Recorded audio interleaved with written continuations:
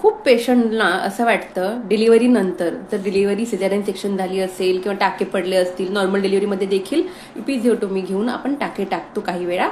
अशा वेळी त्यांना असं वाटतं की ते आलूची भाजी खाऊ शकत नाही, भात खाऊ शकत नाही किंवा बैंगन खाऊ शकत नाही, शेंगदाणा खाऊ शकत नाही, असं भरपूर काही काही गोष्टी त्यांना काही गोष्टीविषयी गैरसमज असतो.